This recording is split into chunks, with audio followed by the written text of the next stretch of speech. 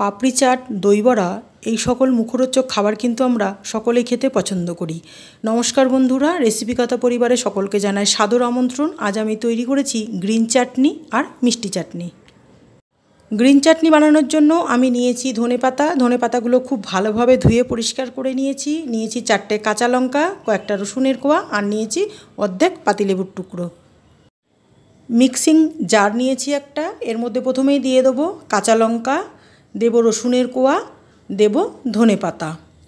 আপনারা এখানে ঝালটা আপনাদের পছন্দ মতোই নেবেন। এবারে দেব 1 চামচ নুন আর দেব সামান্য পরিমাণে একটু চিনি।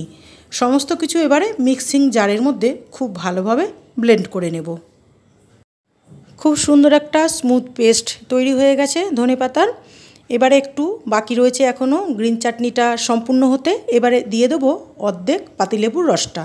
পাতিলেবুর রসটা দিয়ে ধনেপাতার মধ্যে খুব ভালোভাবে মিশিয়ে নিলেই রেডি হয়ে যাবে আমাদের গ্রিন চাটনি। আমি এখানে শুধু ধনেপাতা দিয়ে গ্রিন চাটনিটা করেছি, আপনারা এর সাথে পুদিনা পাতাও দিতে পারেন। গ্রিন চাটনি রেডি হয়ে গেল। এবারে তৈরি করব মিষ্টি চাটনি। তার জন্য উষ্ণ গরম জলে 15 মিনিট তেঁতুলটা আমি ভিজিয়ে রেখেছিলাম। এবার হাত দিয়ে খুব ভালোভাবে কচলে তেঁতুলের পাল্পটা বের করে নিয়েছি। এবারে তেঁতুলের পাল্পটা ছেঁকে নেব। যে পাত্রে আমি মিষ্টি চাটনিটা বানাবো সেই পাত্রের মধ্যে আমি তেঁতুলের পাল্পটা ছেঁকে নেব। নিয়েছি একটা বড় ছাঁকনি, এর মধ্যে তেঁতুলের পাল্পটা দিয়ে খুব ভালোভাবে চামচ দিয়ে নেড়ে নেড়ে পাল্পটা বের করে নেব। বন্ধুরা, আমার রেসিপিটি ভালো লাগলে অবশ্যই একটা লাইক করবেন, শেয়ার করবেন। আর যে সকল বন্ধুরা আমার চ্যানেলটি সাবস্ক্রাইব করেছেন আগে থেকেই অসংখ্য ধন্যবাদ। আর যে সকল বন্ধুরা এখনও আমার চ্যানেলটি সাবস্ক্রাইব করেননি, একান্ত অনুরোধ রইল আমার চ্যানেলটি সাবস্ক্রাইব করে নেওয়ার জন্য।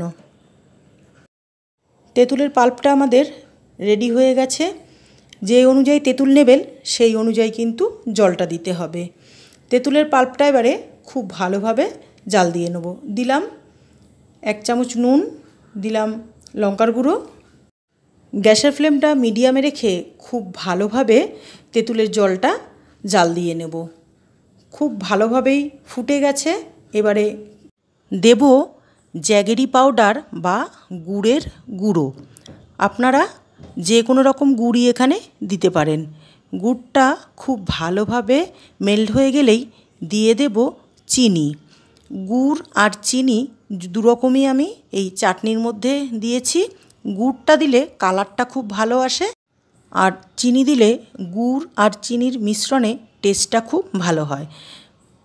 চাটনিটা অনেকটাই ঘন হয়ে গেছে ফুটে ফুটে। এবারে দিয়ে দেবো একটা ভাজা মশলা। 1 চামচ মৌরি, 1 চামচ ধনে আর 2টো শুকনো লঙ্কা শুকনো খোলায় ভেজে আমি গুঁড়ো করে নিয়েছি।